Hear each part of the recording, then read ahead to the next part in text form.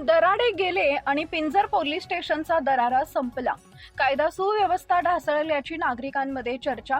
बार्शी टाकळी तालुक्यातील पिंजर पोलीस स्टेशनच्या कार्यपद्धतीत नागरिकांमध्ये नाराजीचा सूर दिवसेंदिवस तीव्र होत असल्याचं चित्र आहे. परिसरातील एका गावात 13 वर्षीय अल्पवयीन मुलीवरील कथित लैंगिक अत्याचार प्रकरणातील 28 वर्षीय आरोपी महिनाभर उलटूनही पोलिसांच्या ताब्यात न आल्याचा आरोप होत असून या प्रकरणामुळे पोलिसांच्या कार्यक्षमतेवर प्रश्नचिन्ह निर्माण झाल्याची भावना स्थानिक व्यक्त करत आहेत.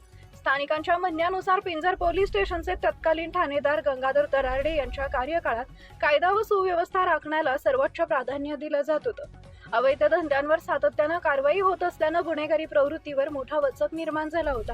त्यामुळे सर्वसामान्य नागरिक, महिला, विद्यार्थी आणि व्यापारी वर्ग स्वतःला अधिक सुरक्षित समजत होता असा दावा अनेक नागरिक करत आहेत.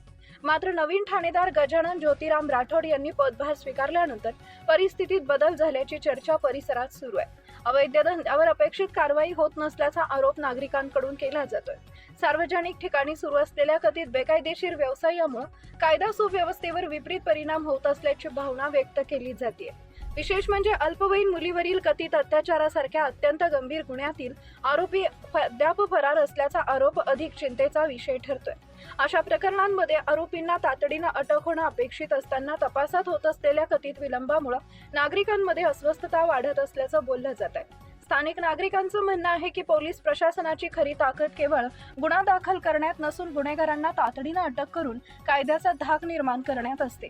पोलिसांचा दरारा कमी झाला तर गुन्हेगारांचं मनोबल वाढते आणि त्याचा फटका सर्वसामान्य नागरिकांना बसतो. त्यामुळे परिसरात पुन्हा कायद्याचा धाक निर्माण करण्यासाठी कठोर आणि सातत्यपूर्ण कारवाईची आवश्यकता असल्याचं मत व्यक्त केलं जात आहे.